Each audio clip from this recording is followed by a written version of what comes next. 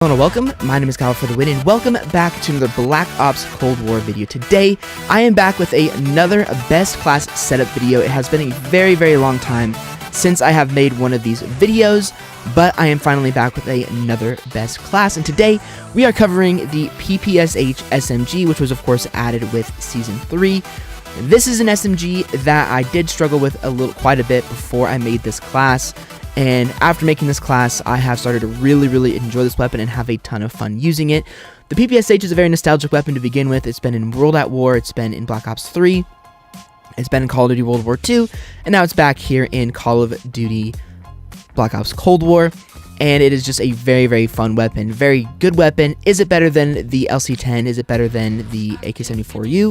I think it is better than the AK-74U, but is it better than the LC-10? I do not think so. But I will have a weapon comparison video very soon using both weapons. So, the PPSh is a fast fire rate SMG. Here's what the description of it is. Full auto SM submachine gun, faster fire rate with a large bullet spread, reliable damage range with less recoil control when firing. So, with all of that said, let's go ahead and get into the best class setup. So starting off here with the attachments, for the first attachment, I have gone for the KGB Eliminator, which improves our muzzle flash concealment and improves our vertical recoil control at the cost of shooting movement speed and horizontal recoil control. So the reason I've gone for this attachment is pretty self-explanatory. It both increases the vertical recoil control, which is one of the biggest things with the PPSh.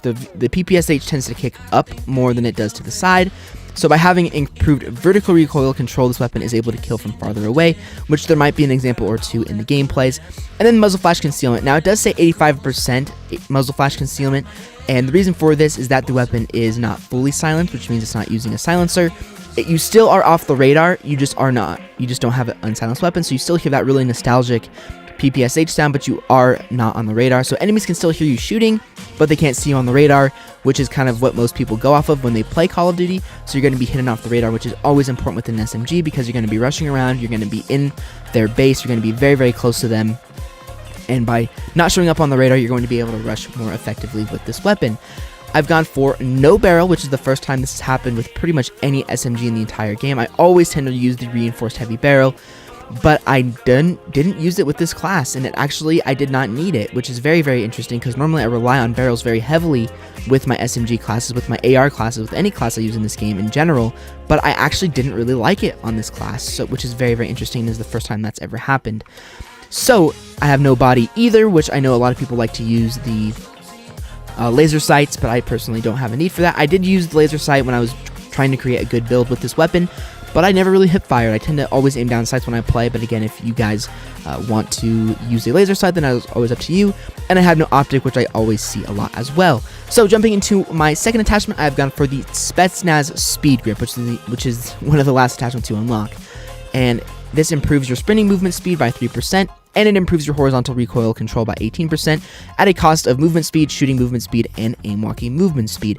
Now, all those negatives sound pretty bad. Well, I'm going to be slower with it, I'm not going to be able to shoot as fast, and I'm going to be slower with my aim down sight speed. However, or not aim down sight speed, aim movement speed. However, because this is an SMG, and we'll get to attachment a little bit later on in this video, we negate pretty much all of these cons. The only cons that are still there are the movement speed and the shooting movement speed, but when you're using an SMG, you don't really notice that because, I mean, it's an SMG, it's a faster weapon anyways, but this 3% to sprinting movement speed just makes the weapon feel a little bit faster, a little bit more flexible, but the biggest thing is that the 18% to horizontal recoil control is amazing. So combining with the KGB Eliminator, which improves the vertical recoil control, and the Spetsnaz Speed Grip, which improves the horizontal recoil control, this setup has almost no recoil. It does have recoil because the PPSh has a lot of recoil, but it massively decreases that horizontal recoil control, and you're faster, which means you can get to places faster, you can get to the objective faster, you can get into the enemy's base faster, and overall, the Spetsnaz Speed Grip is a very good attachment. I was originally using the Speed Grip, or the Spetsnaz Grip, which tends to be my normal grip that I use, which improves the vertical recoil control by 8% and 22%, but the decrease to the shooting movement speed just felt really slow, and I just really didn't like it. Now, for my next attachment, I've gone for the 55 round drum, not only because it looks aesthetically amazing, but this weapon shoots extremely fast, which means you're going to be constantly reloading if you don't have the 55 round drum. With the 55 round drum, I can get anywhere from 2 to 4 kills depending on how accurate I am with that 55 round drum. If I only have if I have no attachment as my magazine, the weapon just runs out of ammo so fast that you're always going to be constantly reloading, always going to be trying to struggle for kills, and it's definitely a bummer. Next, we have ourselves the Groot Elastic Wrap for my next attachment, which improves our aim down sight speed by 30%, gives improved flinch resistance, and we can go prone. We can aim while going prone at the cost of shooting movement speed and sprint to fire time. So this is a great attachment. This is one of the last wraps you get as well. It's super useful. Having that aim down sight speed time is going to help you a lot, especially when you're going up either against other PPSHs who don't have this attachment, or you're going up against any other weapon in the game, because by aiming down sight faster, SMGs have one of the fastest aim down sight speeds in the game. So you're going to be able to get those kills quickly if you kind of get into a sticky situation. And then flinch resistance is obviously nice. I'm not exactly sure what the flinch resistance does in this game exactly to the exact point, but I think what it does is it just kind of gets rid of that, gets rid of sort of the screen flinch, because I know that there's not much flinch in this game. They kind of got rid of that in this game to get rid of the view kick headshots.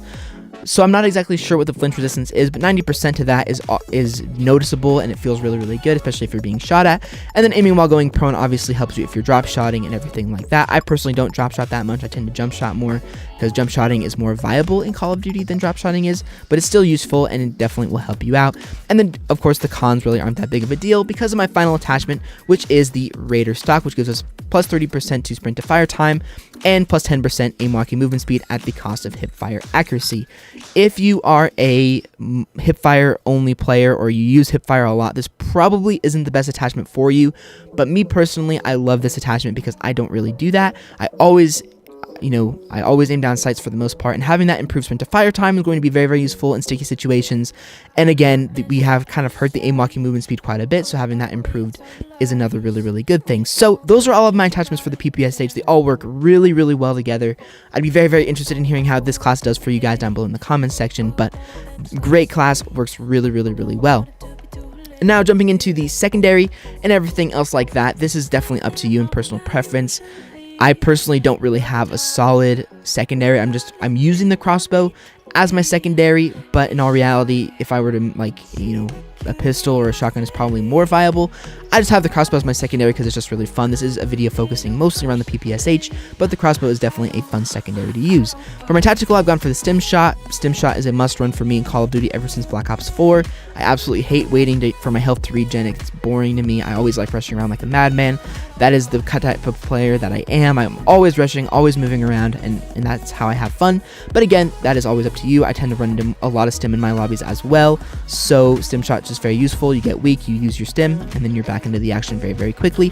For my lethal, I've actually used the frag on this class, and the reason for the frag is that it does have more damage than the Semtex. It doesn't stick to surfaces, so you can't really throw it on an objective without it bouncing around and rolling around and stuff like that, but the frag can kill very quickly, and it's just useful. I really do like it. It is a little bit more tedious to use than a Semtex, but it's fun, and it's definitely very viable. For my field upgrade, I've actually mixed it up a little bit. I've gone for the jammer. Now, the reason for the jammer is that the jammer is actually a very good piece of equipment. Number one, it gets rid of field upgrades. So, for example, if the enemy places down a field mic, or they place down a C4, or they place down a proximity mine, that explosive or that field upgrade will actually not work. And it also messes up the enemy's radar so that they don't know where you are. It also protects from the harp, so you can kind of stay in that little jammer radius to protect from the VSAT. And it's just overall a very useful field upgrade that I pretty much have used on all of my classes lately because it is just so darn effective. And then last but not least, for my perks, I have gone with the perk greed calling card. Once again, I think most people use the perk greed calling card, but I've gone for my perk once, I've gone for flak jacket and engineer. Most people would probably use tactical mask, so that is definitely a good option, but I've gone for engineer because I just really like being able to see all of the field upgrades on the map. I like to see all of the pieces of equipment on the map and everything like that. Just is a very, very useful attachment, especially because trophy systems and jammers are kind of a mess in this game. They're used a ton and they are very, very annoying, so engineer is very, very useful. And then flak jacket, I hate dying by explosives, so I pretty much use this 24/7, never ever take it off. Tac mask, I don't really use that much because I don't really run into any stuns or flashbangs. I do run into them, but for the most part, they last so low of time that Tag Mask doesn't really seem like a useful perk to me in all reality. For my perk 2s, I've gone for Scavenger, so you never run out of ammo, and I've gone for Quartermaster, which recharges your equipment over 25 seconds, so you basically have Scavenger from Black Ops 2 and other previous Call of Duty games where you never run out of lethals and tacticals. I kind of wish that Scavenger did both so that they could kind of put in a new second perk. I know Assassin is a great perk as well. I just tend to not use it very. I just switched it up here because I've been using Assassin since the game came out. But I honestly, Assassin I don't really need it that much because I don't really have issues getting my streaks. So Assassin is the perk that I've gotten rid of. Quartermaster, just a great perk. You can always throw your lethals, always have lethals and tacticals, which is definitely useful. And then last but not least, for my perk 3s, I've gone for Ninja and Spycraft. Now, Spycraft is a very underrated perk in this game. Here is what Spycraft does. Hack enemy field upgrades, immune to counter spy plane, jammer, field mic, tracker, and paranoia. Won't trigger proximity mines or gas mines, booby trap, enemy care packages. Really, really good perk. Super, super, super useful.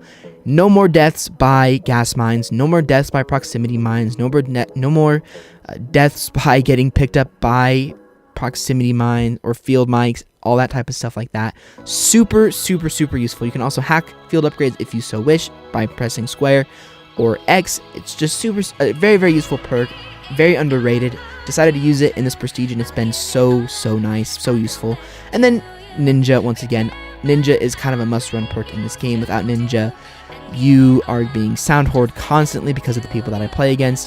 Skill-based matchmaking. Obviously, if you're not as good and you don't have as strict of skill-based matchmaking in your lobbies, Ninja might not be useful and Ghost might be more useful. But for the most part, Ninja is kind of a must-run perk for me, and I'm always using Ninja. Always. I'd rather die by UAVs than die by someone hearing me from a mile away. And Ninja is very overpowered in this game. You can literally run up behind someone and they have no idea you're there. And with a Russian class like this, definitely is useful. And there we go, guys. That is my full PPSh class for Season 2. Really, really like this SMG. I was really struggling with it at first, but once I figured out how good this class was, it slowly has started to become my favorite SMG in the game. It is just so fun to use, and I absolutely love it thanks to this class. So anyway, guys, let me know how you guys do with this class. Let me know what your personal PPSh class is down below in the comment section.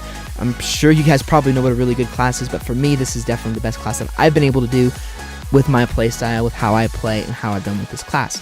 So anyway, guys, hopefully you enjoyed this video. If you guys did, a like rating is always appreciated. If you want to see any of my other previous best class setup videos, I will leave the previous one at the end of the video. It's been a while since I've done one of these. I'm going to try and do some more throughout the year because I just have fun doing them. I just haven't had time or haven't wanted to really, I guess, for some reason. But I definitely want to get either the Farah 83, which apparently has been buffed, it seems like, or the LC10 next in my best class setup series. So anyway, guys, I will see you all on another Black Ops Cold War video very, very soon.